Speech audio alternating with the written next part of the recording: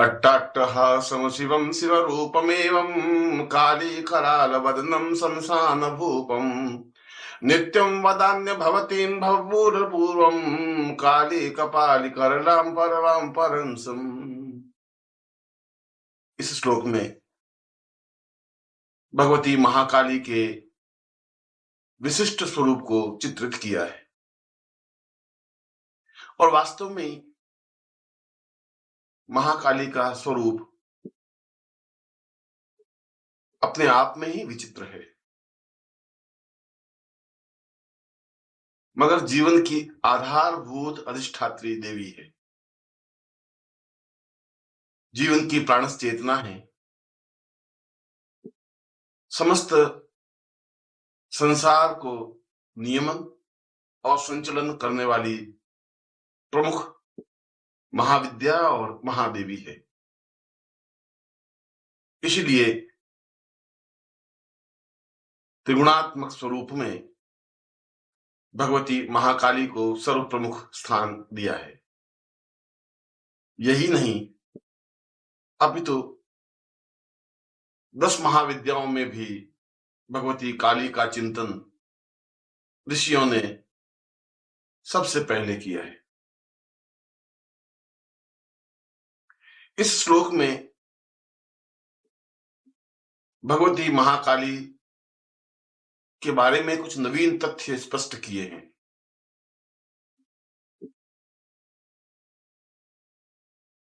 भगवती काली अपने आप में शिवा है, शिव की आधारभूत रूपा है। शिव जो कल्याण करने वाले हैं, शिव जो जीवन में प्रेम आनंद प्रदान करने वाले हैं, शिव जो समस्त संसार को खुशी, कल्याण, मंगल और पूर्णता देने वाले हैं, उनकी आधारभूत शक्ति महाकाली है।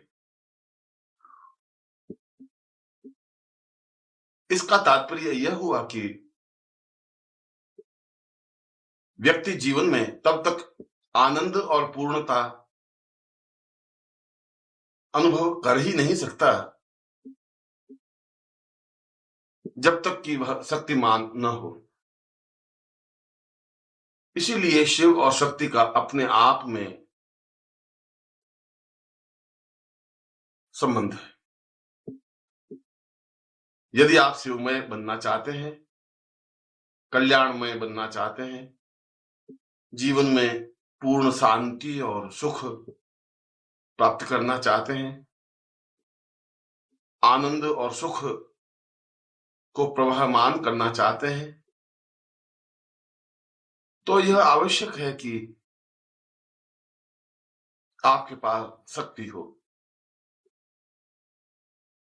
आप में शक्ति का आराध्य और आराध्य रूप हो।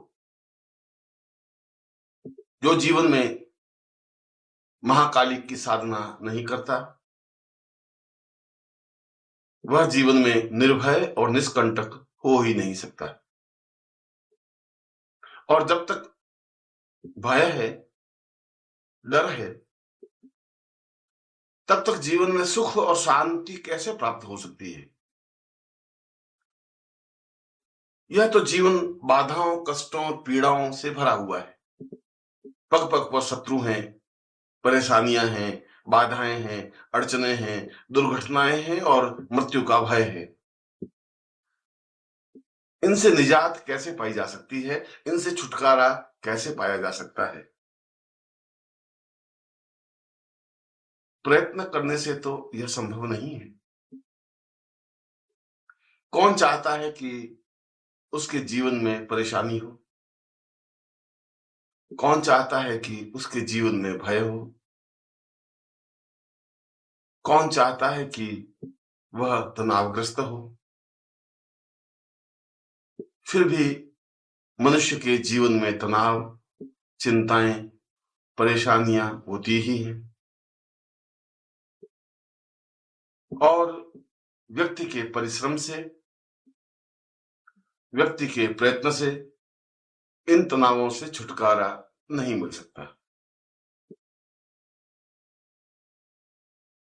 इनसे छुटकारा तो भगवती महाकाली की साधना से ही संभव है। यूं तो त्रिगुणात्मक स्वरूप में महालक्ष्मी और महासरस्वती को भी प्रमुख स्थान दिया है, परंतु ऋषियों ने कहा है कि केवल महाकाली की साधना करने से भी जीवन में पूर्णता, जीवन में सौभाग्य, सुख, शांति, आनंद, लक्ष्मी, सरस्वती, स्मरण शक्ति, मेधा और पूर्णता आ सकती है। महाकाली का स्वरूप भले ही भयानक और डरावना हो, काला लंबा चौड़ा शरीर, 10 हाथों में विविध आयुध और अस्त्र शस्त्र लिए हुए, गले में नरमुंडों की माला पहने हुए, पीठ पीछे लंबे लहराते हुए बाल, बड़ी बड़ी आंखें और मुंह के बाहर निकली हुई लाल लाल जिह्वा, सब कुछ अपने आप में डरावना सा प्रतीत होता है।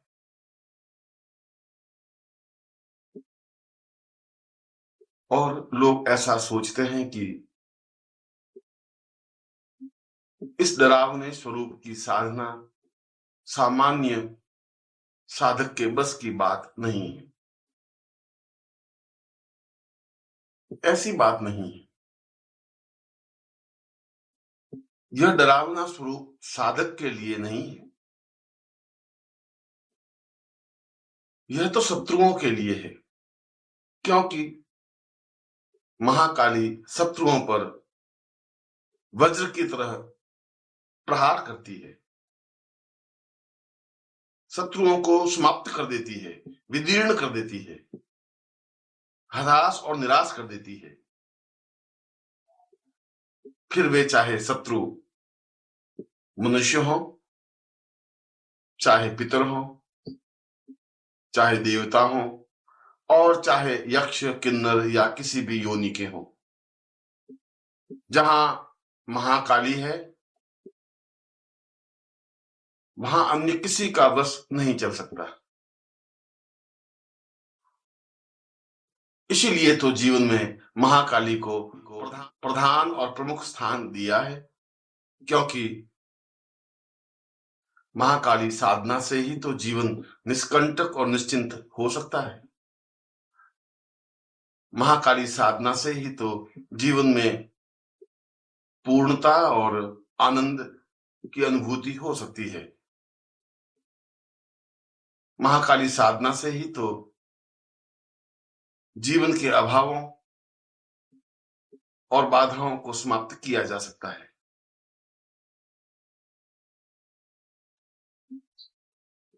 और जीवन में शत्रु केवल देवता, पितर या मनुष्य ही नहीं होते, रोग भी प्रबल शत्रु है। वह रोग चाहे स्वयं को हो, परिवार के अन्य सदस्य को हो, या समाज के किसी वर्ग को हो, रोग को भी तो शत्रु कहा गया है। और इस शत्रु की समाप्ति, रोगों से पूर्ण छुटकारा भी महाकाली साधना से ही संभव है।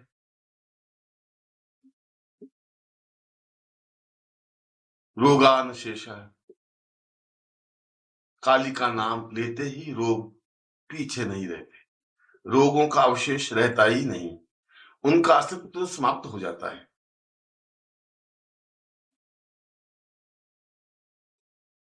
आर्थिक अभाव, अपने आप में प्रबल शत्रु है, क्योंकि आदमी अपने जीवन में सब कुछ झेल सकता है, आर्थिक परेशानियों को नहीं झेल सकता। वह पग पग पर आदमी को कुचल देता है, मानसिक रूप से व्यथित कर देता है, उसे हताश और निराश बना देता है।